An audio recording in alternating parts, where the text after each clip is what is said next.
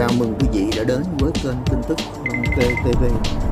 Kính chúc quý vị niềm vui, sức khỏe, bình an. Và sau đây là phần nội dung chính. Lại xuất hiện clip người phụ nữ 3 lần gây rối ngang ngược đến tận chốt nhất quyết đòi lại xe máy. Người phụ nữ đến tận chốt kiểm dịch và lớn tiếng trình bày nhất quyết đòi lại xe máy. Lần này, người phụ nữ đã đeo khẩu trang. Hình ảnh người phụ nữ tên NTN, 33 tuổi, ngụ quận 4, thành phố Hồ Chí Minh, không đeo khẩu trang, chạy xe máy từ quận 4 sang quận 1 còn cự cãi với lực lượng chức năng đang thu hút sự chú ý của đông đảo cộng đồng mạng. Sau cảnh cự cãi ngang ngược và đâu có bệnh gì đâu mà ý thức cộng đồng, mới đây người phụ nữ này lại bất ngờ xuất hiện trong đoạn clip đi đòi xe được chia sẻ chóng mặt trên mạng xã hội. Theo đó, clip được quay trong ngày 10 tháng 8, một ngày sau khi chị N bị lập biên bản vi phạm lỗi trên đường Nguyễn Thái Học, phường Cầu Ông Lãnh, thành phố Hồ Chí Minh. Trong đoạn clip, người phụ nữ dắt con đến chốt kiểm dịch và nhất quyết đòi lại xe máy. Lúc này, chiến sĩ công an đã từ tốn giải thích, dưới chốt hôm bữa giữ xe, chị nên xuống đó hỏi để rõ hơn. Tuy nhiên, người phụ nữ này vẫn tiếp tục lớn tiếng trình bày rằng không ai có quyền giữ xe của mình, giữ xe tôi là trái pháp luật. Nếu anh nói tôi sai, anh đúng, thì anh có quyền cứ kiện tôi. Anh giam xe tôi như vậy là không đúng, vì đó là phương tiện tôi đi lại. Chiến sĩ công an sau đó đã phải khuyên nhủ chị hãy để hôm sau lên trình bày tiếp, đang mưa gió, có gì chị lên sớm trong giờ hành chính. Về đi không ướt đứa nhỏ rồi nè. Không ít người sau khi xem đoạn clip bày tỏ sự ngán ngẩm trước lối hành xử của người phụ nữ. Tuy vậy, dân tình cũng bình luận rằng người phụ nữ này đã đeo khẩu trang chứ không chống đối như trước nữa. Trước đó, chị NTN không đeo khẩu trang, không đội mũ bảo hiểm chở theo trẻ nhỏ chạy xe từ quận 4 sang quận 1 để mua sữa tắm. Khi bị yêu cầu dừng xe, người phụ nữ này vẫn ngang ngược cự cãi với công an và không chịu ký vào biên bản xử phạt. Thông tin từ Ủy ban nhân dân phường Cầu Ông Lãnh, quận 1, người phụ nữ này đã bị phạt 2,6 triệu đồng cho tất cả các lỗi trên. Ngoài ra, cộng đồng mạng còn truy lùng ra những lần không tuân thủ giãn cách, gây rối khác của người phụ nữ này. Một đội trưởng đội thuế ở Bến Tre bị cách chức vì 2 lần vượt chốt kiểm dịch. Một đội trưởng đội thuế ở Bến Tre bị cách chức vì không chấp hành các biện pháp phòng dịch cũng như hiệu lệnh từ lực lượng trực chốt kiểm soát. Ngày 11 tháng 8, Cục Thuế tỉnh Bến Tre cho biết, đơn vị vừa có văn bản gửi Ủy ban nhân dân tỉnh, Tổng cục Thuế, Đảng ủy khối cơ quan, doanh nghiệp tỉnh, Ủy ban nhân dân huyện Châu Thành về kết quả xử lý công chức vi phạm liên quan đến ông Trần Khởi Nghĩa, đội trưởng đội thuế liên xã số 5 thuộc Chi cục Thuế khu vực Bến Tre, Châu Thành. Theo đó, ông Nghĩa đã có những hành vi không chấp hành biện pháp phòng, chống dịch, chống đối lực lượng trực tại chốt kiểm soát dịch COVID-19 trên cầu Thành Triệu thuộc xã Thành Triệu, huyện Châu Thành vào ngày 21 tháng 7 vừa qua. Cụ thể, Đảng ủy Cục Thuế tỉnh đã chỉ đạo Đảng bộ bộ phận Chi cục Thuế khu vực Bến Tre, Châu Thành kiểm điểm xử lý kỷ luật đảng viên theo quy định đối với ông Trần Khởi Nghĩa với hình thức kỷ luật là cảnh cáo. Ngoài ra, Cục Thuế tỉnh tiến hành các trình tự, thủ tục xem xét xử lý kỷ luật hành chính theo quy định đối với ông Nghĩa là cách chức đội trưởng đội thuế liên xã số 5. Trước đó vào sáng ngày 21 tháng 7, ông Nghĩa đi làm đến chốt kiểm soát dịch bệnh COVID-19 tại cầu Thành Triệu. Khi lực lượng tại chốt làm nhiệm vụ yêu cầu kiểm tra giấy đi đường của ông Nghĩa thì ông này không chấp hành. Tại đây, ông Nghĩa còn to tiếng, có lời lẽ khiếm nhã với lực lượng làm nhiệm vụ tại chốt rồi lái xe ô tô vượt chốt, không chấp hành lệnh kiểm tra của lực lượng làm nhiệm vụ. Tiếp đó đến 16 giờ 30 phút chiều cùng ngày, ông Nghĩa về đến chốt cầu Thành Triệu. Tại đây, lực lượng trực tại chốt yêu cầu ông Nghĩa dừng xe để kiểm tra giấy thông hành thì ông Nghĩa lại tiếp tục không chấp hành. Ông còn kéo khẩu trang xuống, chống đối có lời lẽ lớn tiếng với những người đang làm nhiệm vụ, rồi lái xe vượt chốt kiểm dịch. Liên quan đến vụ việc này, Ủy ban nhân dân xã Thành Triệu, huyện Châu Thành, tỉnh Bến Tre đã có quyết định xử phạt vi phạm hành chính 2,5 triệu đồng đối với ông Trần Khởi Nghĩa vì đã có hành vi cản trở, không chấp hành yêu cầu thanh tra, kiểm soát của người thi hành công vụ. Đi siêu thị mua đồ nhậu, bị đề xuất phạt 7,5 triệu đồng. Nam thanh niên bị lực lượng chức năng phát hiện trong lúc đi mua đồ nhậu liền bỏ chạy về một căn biệt thự nằm trên đường 3 huyện Thanh Quan, quận Ngũ Hành Sơn, thành phố Đà Nẵng. Thông tin ban đầu, khoảng 22 giờ 30 phút ngày 10 tháng 8, tổ công tác C1 911 tuần tra đảm bảo an ninh trật tự tại khu vực giáp ranh quận Sơn Trà, Ngũ Hành Sơn thì phát hiện một nam thanh niên chạy xe máy nghi ngờ vi phạm chỉ thị 5 của thành phố Đà Nẵng về phòng chống dịch COVID-19. Cán bộ tổ C1 911 yêu cầu phương tiện dừng lại để kiểm tra giấy tờ. Tuy nhiên, thanh niên quay đầu xe bỏ chạy, rồi đưa xe máy vào một căn biệt thự nằm trên đường 3 huyện Thanh Quan, phường Mỹ An. Xác minh nhanh, thanh niên tên Đào Mạnh Hát, sinh năm 1997, trú quận Lê Chân, thành phố Hải Phòng. Hát cho biết mình đang nhậu với chiến hữu thì hết mồi nên đến một siêu thị mini gần đó để mua đồ nhậu. Khi thấy cảnh sát, Hát hoảng sợ nên quay xe bỏ chạy.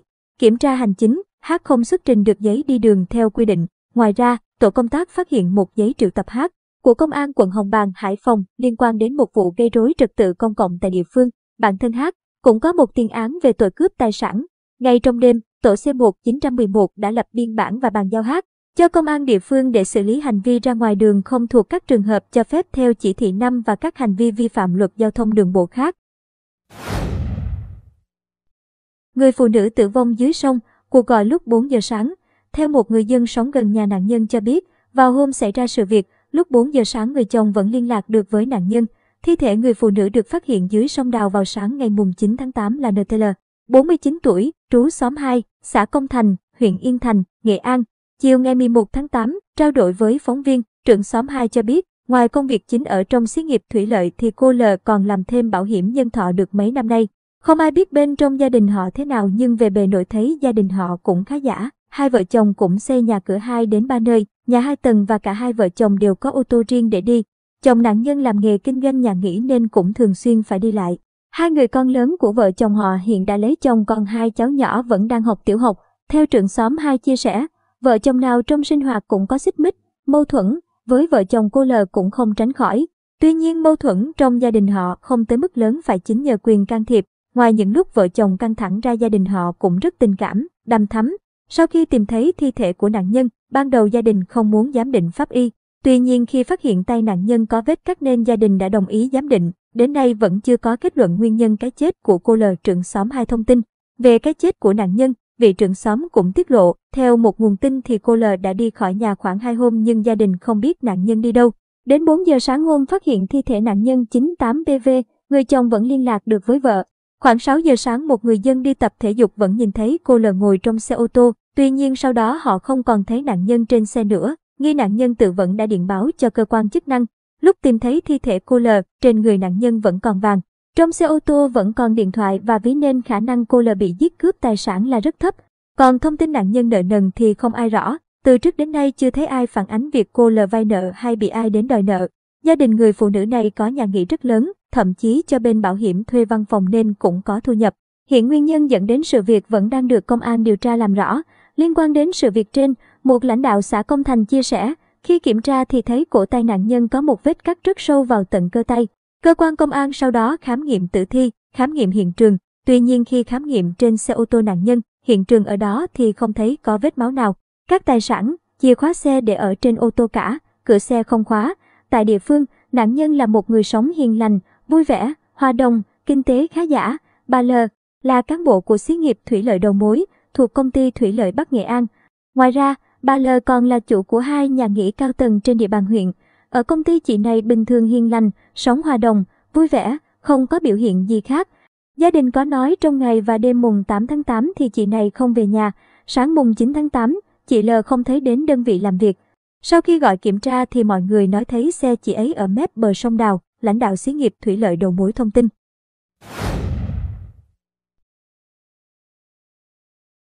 Thủ đô Kabul, Afghanistan, dưới vòng vây của Taliban, Mỹ kích hoạt các nỗ lực ngoại giao. Chính quyền Tổng thống Mỹ Joe Biden hôm qua, ngày 10 tháng 8, kích hoạt nỗ lực ngoại giao. Trong bối cảnh Taliban đang tăng cường đánh chiếm các thành phố chiến lược của Afghanistan và đe dọa thủ đô Kabul, trung tâm đầu não của đất nước, nhóm vũ trang đã chiếm được quyền kiểm soát tới 65% lãnh thổ đất nước. Trong đó có cả những khu vực từng được xem là thành trì chống Taliban trong những năm 1990. Đặc phái viên Mỹ về Afghanistan Jamal Khalilzad hôm qua, ngày 10 tháng 8, đã tới thủ đô Doha, Qatar để thúc đẩy Taliban ngừng bắn và đàm phán về một giải pháp chính trị. Theo ông Khalilzad, bất kỳ chính phủ nào lên nắm quyền thông qua vũ lực đều sẽ không được quốc tế công nhận. Tiến trình đàm phán hòa bình Afghanistan trở nên cấp bách hơn lúc nào hết khi Taliban đang gia tăng các cuộc tấn công trên khắp đất nước và đã chiếm quyền kiểm soát 8 trong số 34 thủ phủ cấp tỉnh, trong đó có 6 trên 9 thủ phủ ở phía Bắc. Theo một quan chức cấp cao của Liên minh châu Âu, chiến lược của Taliban dường như là nhằm cô lập thủ đô Kabul, đặc biệt khỏi sự hỗ trợ của các lực lượng ở miền Bắc, vốn được coi là thành trì chống Taliban trong những năm 1990, với việc cử đặc phái viên tới Qatar. Mỹ hy vọng có thể thuyết phục được Taliban trở lại bàn đàm phán khi chỉ còn vài tuần nữa là tới thời hạn Mỹ và NATO kết thúc sứ mệnh tại Afghanistan. Mỹ đang phải đối mặt với những chỉ trích ngày càng tăng rằng đã phạm phải sai lầm chiến lược khi quyết định rút quân chống giánh.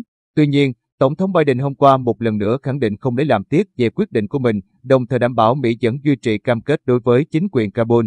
Các nhà lãnh đạo Afghanistan phải xích lại gần nhau, phải chiến đấu vì chính bản thân họ, vì chính đất nước của họ. Tôi xin nhấn mạnh rằng, Mỹ sẽ tiếp tục duy trì cam kết đối với chính quyền Kabul, cung cấp hỗ trợ không quân cần thiết, cũng như đảm bảo các lượng không quân của Afghanistan có thể hoạt động. Nhưng điều quan trọng là họ phải có ý chí chiến đấu. Các cuộc đàm phán tại Doha lần này sẽ được mở rộng với sự tham gia của cả Nga, Trung Quốc và Pakistan. Tuy nhiên, kết quả cuộc đàm phán vẫn chưa rõ ràng và tương lai của đất nước Afghanistan là khá mông lung. Ngay cả Tổng thống Afghanistan Ashraf Ghani cũng phải thừa nhận, chừng nào còn ưu thế trên chiến trường, Taliban sẽ không hướng tới hòa bình. Trước thềm đàm phán, người phát ngôn cao ủy nhân quyền của Liên Hợp Quốc, Ravina Shamdasani đã kêu gọi tất cả các quốc gia có liên quan sử dụng ảnh hưởng của mình để chấm dứt xung đột tại Afghanistan. Các bên tham gia xung đột phải ngừng giao tranh để ngăn chặn đổ máu nhiều hơn. Tất cả các bên quay trở lại bàn đàm phán và đạt được một giải pháp hòa bình. Nếu không, tình hình vốn đã tàn khốc đối với rất nhiều người Afghanistan sẽ trở nên tồi tệ hơn nhiều. Cao ủy nhân quyền Liên Hợp Quốc cũng hối thúc tất cả các quốc gia sử dụng ảnh hưởng của mình, song phương và đa phương, để chấm dứt tình trạng này. Theo Liên Hợp Quốc, chỉ trong nửa đầu năm nay, hơn 1.600 dân thường đã thiệt mạng và hơn 3.000 người khác người bị thương, tăng gần gấp đôi so với cùng kỳ năm ngoái.